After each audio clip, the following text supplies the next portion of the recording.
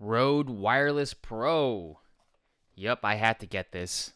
32-bit float recording, longer battery life, a case that charges, checks off all of the boxes that I wanted the Wireless Go 2 to be, which I got rid of since I had reviewed it earlier on my channel. This is checking off all the boxes and the locking lav. So let's unbox this.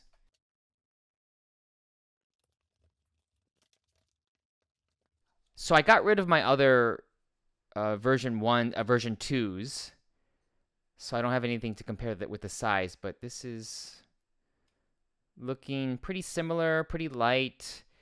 Unfortunately, the size doesn't look like it got smaller, but it's fine because I don't like to clip these on the shirts.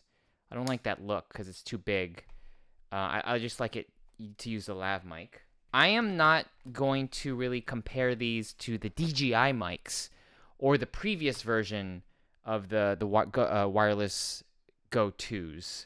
I don't have those anymore. Oh, I do have the DJI mics, but I'm not going to compare it. What I'm going to compare these to is this new Hollyland mics that I had purchased recently. And I got this because I wanted to compete against the DJI, but then the Rode Wireless Pro came out, so I thought, why not compare the Hollylands to this Rode Wireless Pros. Rode Wireless Pros has more of the form factor that is closer to the DJI setup.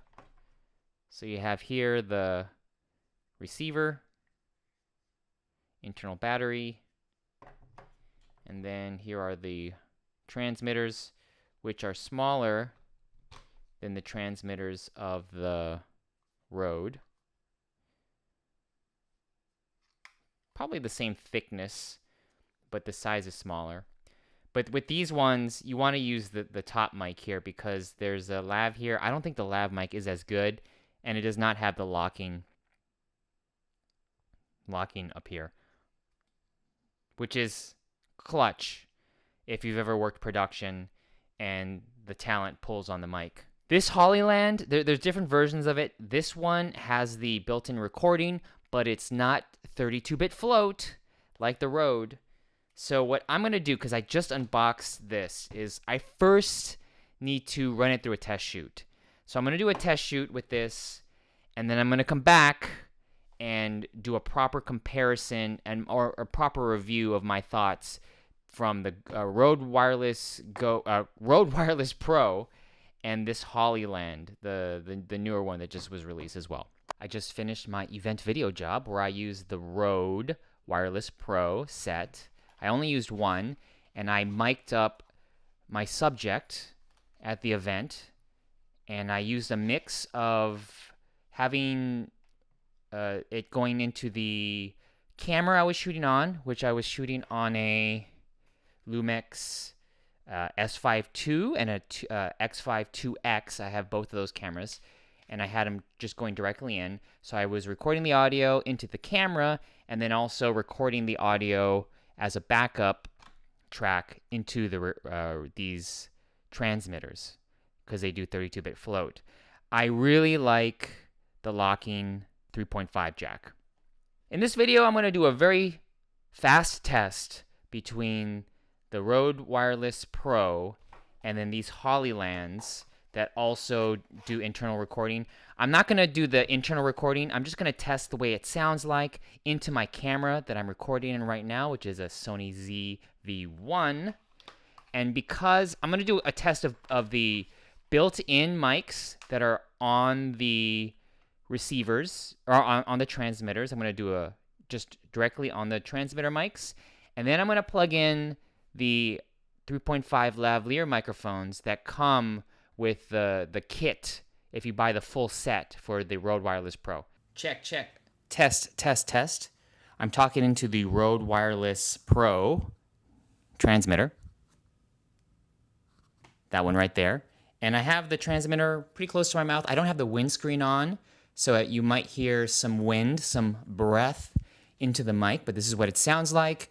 The transmitter or the receiver is plugged into the camera, with the included 3.5mm jack. And yeah, this is what it sounds like with just the inbuilt microphones. Okay, what I'm going to do now is, I'm still recording from this mic. I'm talking a little louder so it picks up. I'm going to plug in the lavalier microphone that comes with the set into the Rode.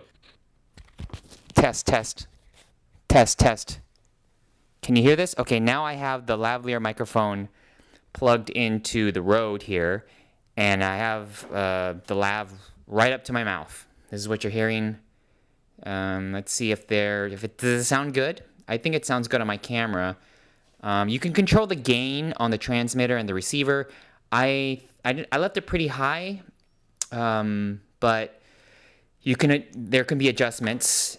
And now I'm going to go to the Hollyland. And when I go to the Hollyland, I'm just going to also leave the Rode on as well to do this, to see if there's interference. Okay, now I have the Hollyland on. The Hollyland is on, but you can see here the Rode is also on, so we're going to test if there's any interference. On the transmitter, I'm just talking into the transmitter. I'm right up there. There's no windscreen on it, so if there's any wind noise, breath noise, you're going to hear it. Now I'm going to put the mic pretty far. This is about 1 foot away from my mouth, so there's going to be a little echo effect in the room that I'm in. But as you can see here, I have this pretty close to the Rode set. So again, I'm curious if there's going to be any kind of interference with the Rode set being on and the Hollyland being on. But here's what it sounds like with just the mic on the transmitter. I'm going to unplug the lavalier microphone from the Rode, and I'm going to plug it into the Hollyland. Since the Hollyland has no locking pin, you can remove the lock on the Rode, so I'm going to plug it directly in. With the Hollyland's 3.5 input on the transmitter here, you can see it's off to the side, where the other one, both DJI and all of the Rodes are on the top. So I actually purchased the Hollyland with their lavalier microphones, and it had an L mount, an L input, so it wouldn't stick out like this. But here's what it sounds like with another manufacturer's lavalier microphone on here. I think it works. I'm not able to monitor the audio with the camera I'm shooting on, the ZV-1, but the Hollyland has a monitor, so you can monitor the audio, and I think the Rode doesn't have that. The Rode, this is the Rode this is the Rode receiver. It only has one output, and the Hollyland has two outputs. One output that can go to the camera, and then one output that can do headphones. I just don't have headphones with me. So there are some pros and cons of both of them. Yeah, so that was just a very fast audio test. I think they're both okay. The Rodes are a little more pricier, and I think they're a better overall tool if you're doing documentaries, weddings, live events. Not for narrative film, because narrative film, there's way too much money usually on narrative films compared to those other events, videos. So I wouldn't trust these for narrative films where there's a lot more money at stake. But for live events, especially with the backup recording you have here on both of them, yeah, I think they're both pretty good.